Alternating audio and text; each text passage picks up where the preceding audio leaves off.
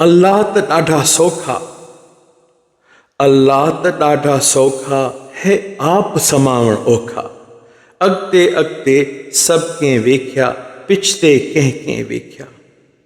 लिक छुप खेॾिया कीतस ओला, बेमिसलीदा भॻो से भोला।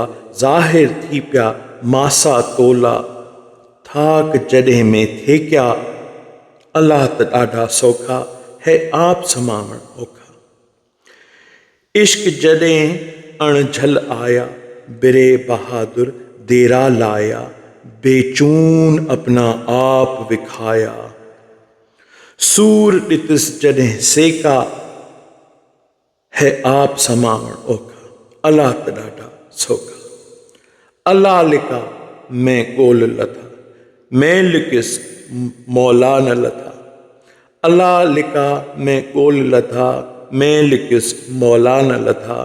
अहिड़ा गुम थिस थिया न संधा, अहिड़ा गुम थिस थिया न संधा। पोख अहिड़ी में पोखिया, है आप समावण ओखा। अल्लाह त ॾाढा सौखा। ज़ाहिर थी बेचून मिलिया, दिलबर गूनागून मिलिया। आखिर जानण चन अरगून मिलिया, मेहदी जॾहिं मोखिया। है आप समावण ओखा। अल्लाह त ॾाढा सौखा, है आप समावण ओखा। अल्लाह अहमद थी आयो, अल्लाह अहमद थी आयो। वण टिण सुजूद कनि था, मुल्ला मुठा तंहिं खे अहद खे अब्द कनि था। गिदड़ भगड़ भोलड़ा मिरूं बि कुल मञनि था। हैवान उठ हाथी उहे बि हक़ चवनि था। जिन्नो मलाइक हूरा बुत बि सजूद कनि था। मुल्ला मुठा तंहिं खे अहद खे अब्द कनि था। अल्लाह अहमद थी आयो। पाण त रुलिया रुली विया, ॿिया बि छॾियऊं रुलाए। जेके लॻनि पोयां तिन खे छॾियऊं भुलाए। मुनाफ़िक मके जा बि मुल्लनि जियां चवनि था। मुल्ला मुठा तंहिं खे अहद खे अब्द कनि था। अल्लाह अहमद थी आयो, वण टिण सुजूद कनि था।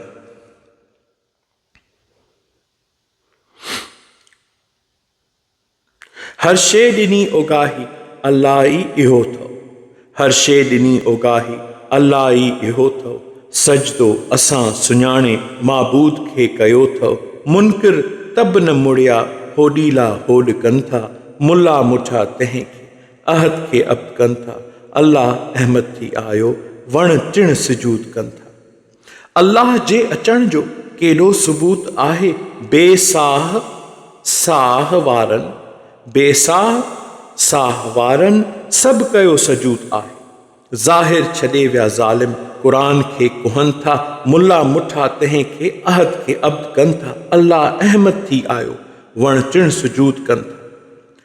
हराम ऐं हलाल, हराम ऐं हलाल साबित सही सुञाणो। मुर्दार अथव उहो ई जंहिं न पिरीं पिछाणियो।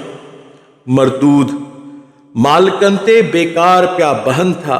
मुल्ला मुठा तंहिं खे अहद खे अब्द कनि था। अल्लाह अहमद थी आयो, वण टिण सुजूद कनि था।